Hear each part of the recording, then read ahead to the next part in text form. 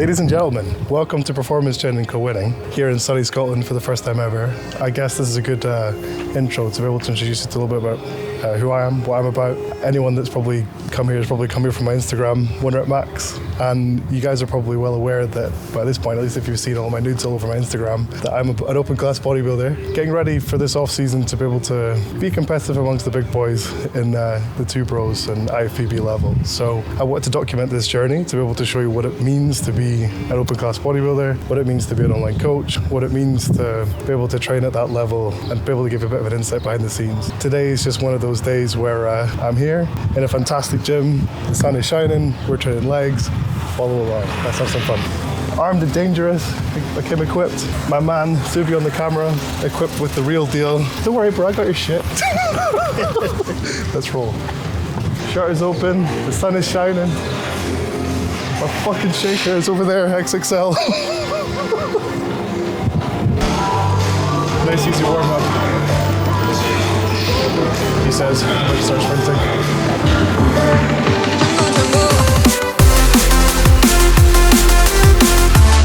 So we're gonna warm up, get the knees nice and warm with leg extensions.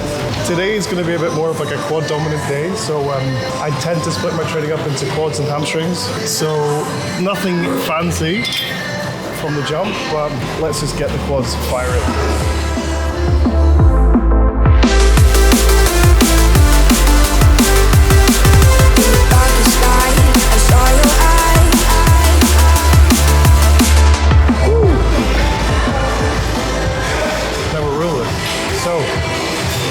Objective this off-season, I finished off competing in the PCA Scottish this year.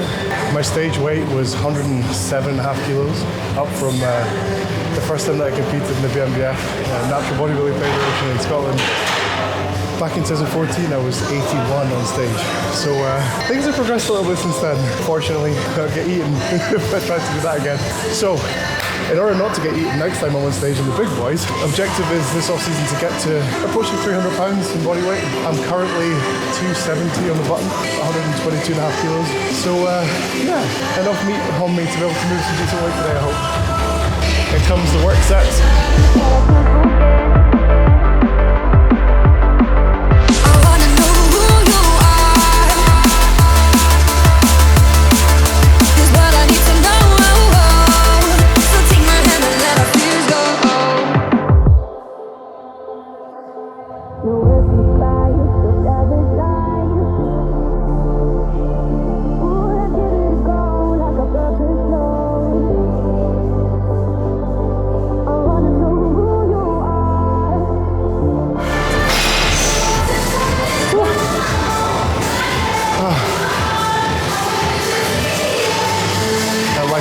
Build up. Such a dramatic difference from the prep phase where I kept doing a thing. Nowadays, a couple sets and I'm blown up. Whew. 7,000 calories will do that to a man.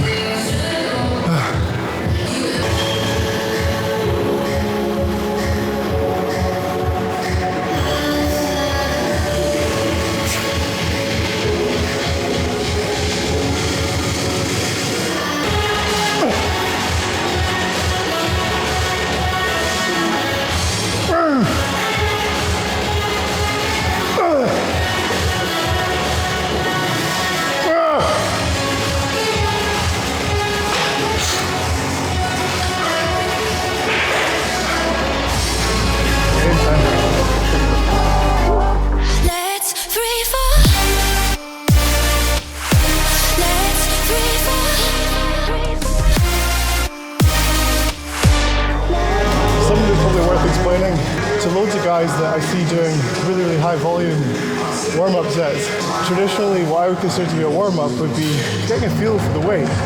So 1 plate, 2 plates, 3 plates, anywhere between 3 and 5 reps just to see roughly how your body feels. Start priming the muscles, get them ready to work. You're not there to try and pre-fatigue them. Save your energy for the top sets. Watch. Lock in. Big breath in. Control in the quads. Sink it.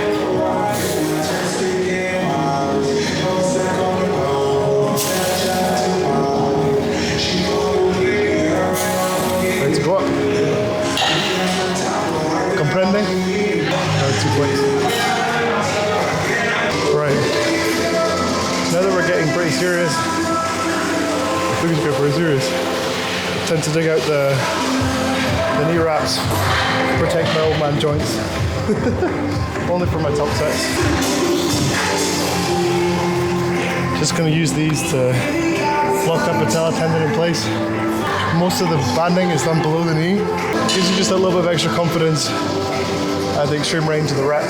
You shouldn't be using these as a crutch. I see a lot of guys using knee wraps to be able to lift weights they have no business touching. My philosophy, I could summarize pretty easily as saying control, full range of motion, technique, intensity over everything.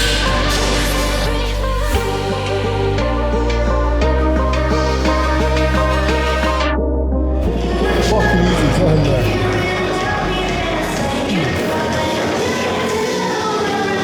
Squats.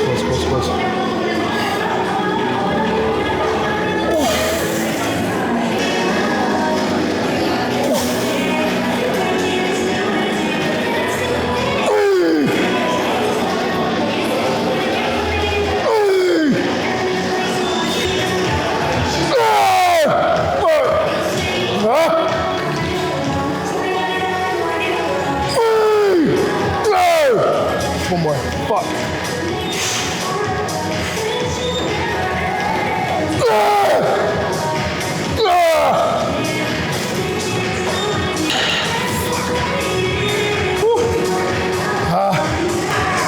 Head rush.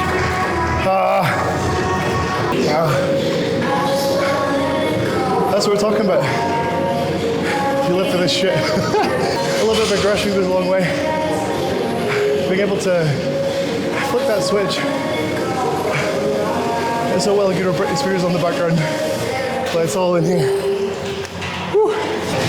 I feel like obviously fucking gassed, but whenever you have to push your body hard in each individual direction, whether that's dieting hard, finding strategies for that to stave off hunger, find ways to sleep better. The same goes in the off season. You're encountering new problems when you're reaching new body weights. So for example, today I'm at a new peak body weight in my life of 122 kilos. PR baby. But the knock-on effect that has on my recovery between sets just makes it more and more evident that you need to keep cardiovascular health in check by doing some kind of HIIT training or even just hitting the stairs 2-3 times a week, bring down your resting heart rate. Hopefully it means I'll live to tell the tale when I reach 300. So, you live and you learn.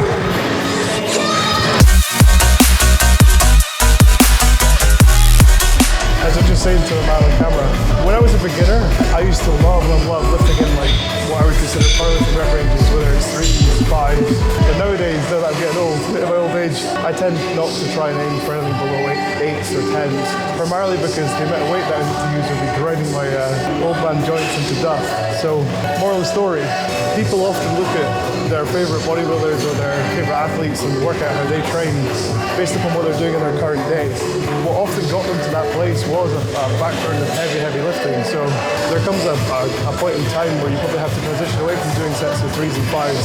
Well, 5s primarily for bodybuilding, but where I'm at in my career just now, what I call a career, is definitely more diligent, where I'm trying to spend more time in higher rep ranges and look after my joints. So depending on where you're at in your lifting journey, take that into consideration and maybe have a think about what rep ranges might be optimal for you. But wish me luck.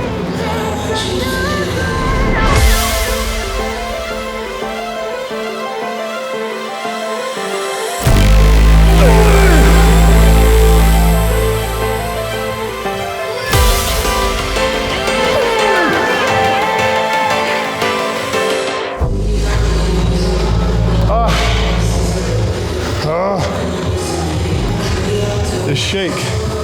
My knees that entire set. Harlem shake.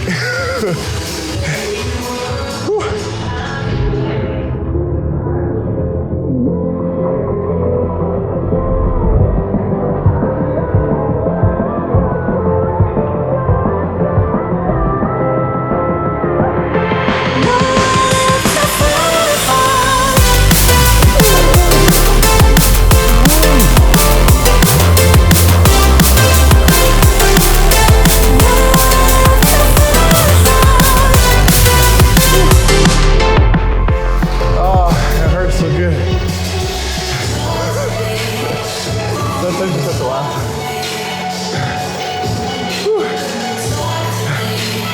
Let's take comfort in the fact that you're willing to do it once before. At the stage of the workout, we're starting to make weird noises.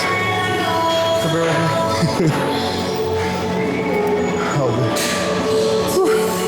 So, firm believer, I guess in the last couple of years, I've found the importance of training the adductor, which is the muscle, as you can probably see in a front shot of a bodybuilder, the muscles in between your legs, because fuck a thigh gap, that's why.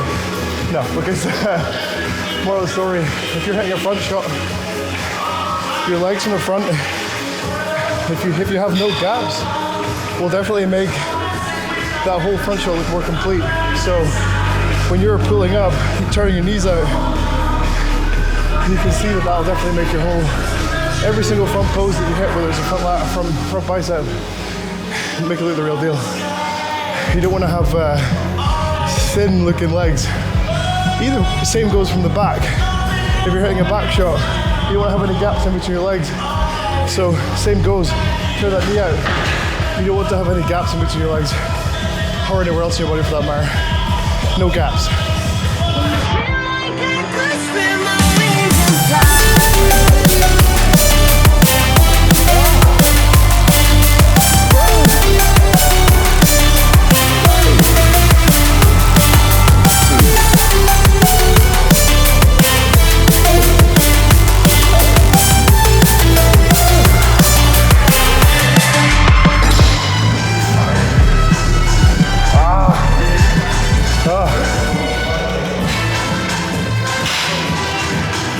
Undefeated. Well, maybe undefeated. Not yet. But instead of using aminos, I put pump in here instead. Massive fan of non-stim pump pre-workout. Check these guys out. If anything, this is just a nice hip flexor stretch to warm up, get that full range.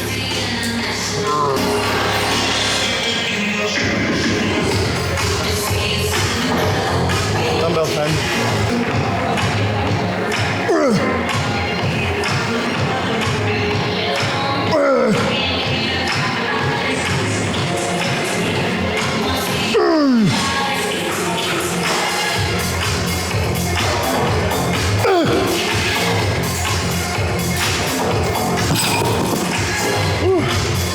One leg down. 3 sets to go. Massive fan of these. I tend to find that everyone that hates these movements is because it's hard. Sadly, everything that we do in the gym that's hard is the shit that works. So find a way to get used to it. When I'm training, something that I probably recommend to most of you guys, picture in your mind the body part that you're trying to connect with. Imagine if you're a bodybuilder standing on stage, hitting that shot, connecting with the muscle when you're standing there in the pose. Or if you're just an average gym bro trying to get a little bigger, a little bit leaner.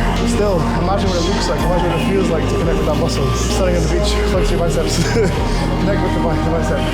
Or in this instance, imagine the hamstrings, the quads, the glutes contracting. I'm imagining when I'm performing this exercise, contracting the glute, contracting every single rear shot. I'm thinking about my ability to connect with my entire posterior chain. Well, a little bit quad. So here goes. Nothing quite like a cheeky 10% discount with 1REPMAXX on ready-wear. You too can be wearing leggings that are too tight for you. These are double X, it's fine.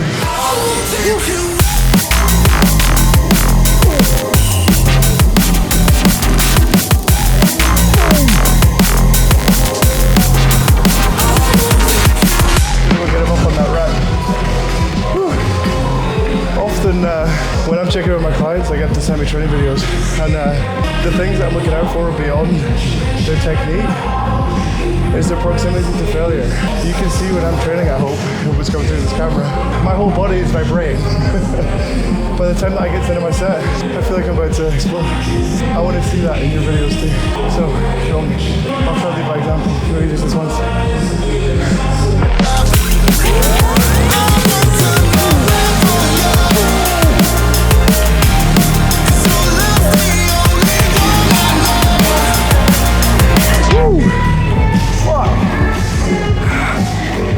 Ladies and gentlemen, Thank you for watching and following along. This is just the first of many. Hope you guys follow on for the ride. We are wrapped, so hopefully that was a little bit informative, something a little bit different. A day in the life in the scenes, or behind the scenes of yours truly.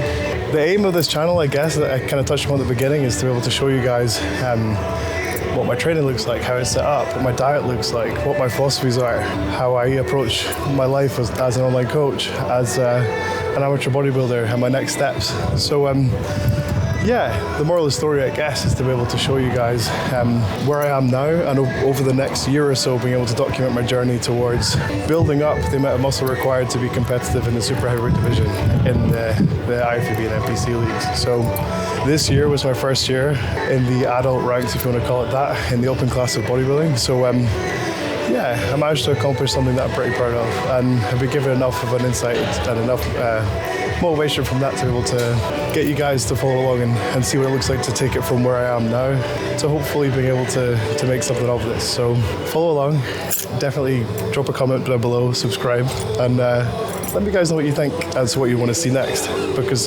beyond showing you what my training looks like, being able to show you a little bit more about what my diet looks like, how I coach my clients, I'd love to know what you guys have to think about what you'd want to see, because I guess this is obviously you coming along on my journey with me. So let me know what you think, and stay tuned for the next one.